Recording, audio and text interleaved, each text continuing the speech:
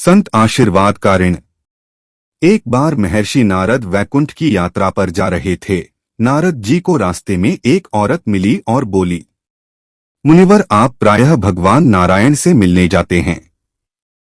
मेरे घर कोई औलाद नहीं है, आप श्री प्रभु से पूछना मेरे घर औलाद कब होगी। नारद जी ने कहा, ठीक है, पूछ लूंगा। इतना कहकर नारद जी नारायण नारायण कहते हुए यात्रा पर चल पड़े।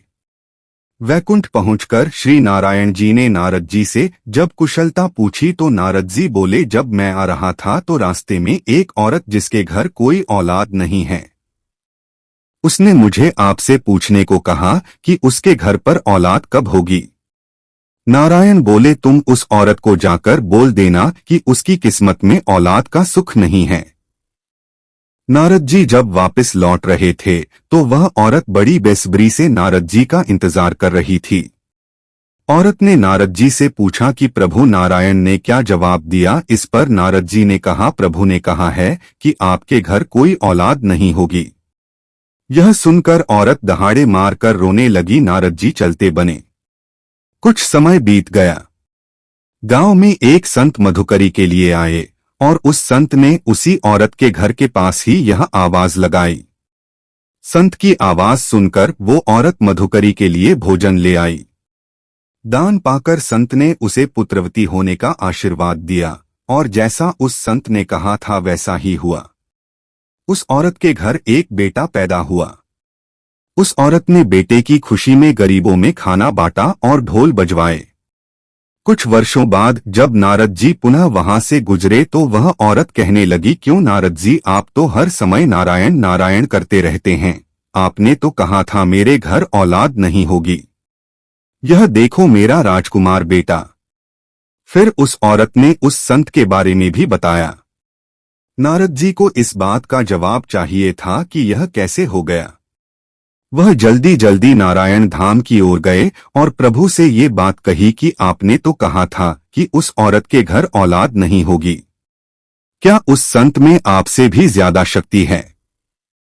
नारायण भगवान बोले, आज मेरी तबीयत कुछ ठीक नहीं है, मैं आपकी बात का जवाब बाद में दूंगा, पहले आप मेरे लिए औषधि का इंतजाम कीजिए। नारद जी बोले, आज्ञा दीजिए प्रभु। श्री नारायण बोले, नारद जी आप भूलोक जाइए और एक कटोरी रक्त लेकर आइए। नारद जी कभी इधर कभी उधर घूमते रहे पर प्याले भर रक्त नहीं मिला। उल्टा लोग उपहास करते कि नारायण बीमार हैं। चलते चलते नारद जी किसी जंगल में पहुंचे।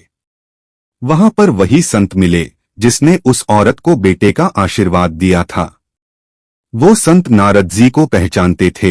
उन्होंने कहा, अरे नारद जी, आप इस जंगल में इस समय क्या कर रहे हैं? इस पर नारद जी ने जवाब दिया, मुझे प्रभु ने किसी इंसान का रक्त लाने को कहा है। यह सुनकर संत खड़े हो गए और बोले कि प्रभु ने किसी इंसान का रक्त मांगा है।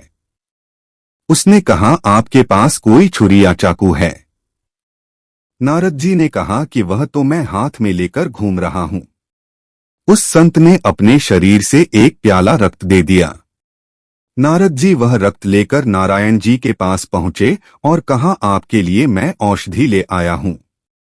नारायण ने कहा, यही आपके सवाल का जवाब भी है।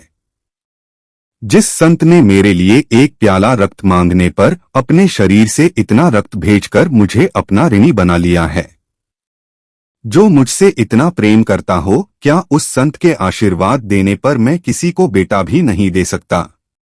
उस औरत के लिए दुआ आप भी तो कर सकते थे, पर आपने ऐसा नहीं किया। रक्त तो आपके शरीर में भी था, पर आपने नहीं दिया। मनुष्य का भाग्य केवल प्रारब्ध से निर्मित नहीं होता, अपितु सत्कर्म और आशीर्वाद से भी प्रभावित होता है।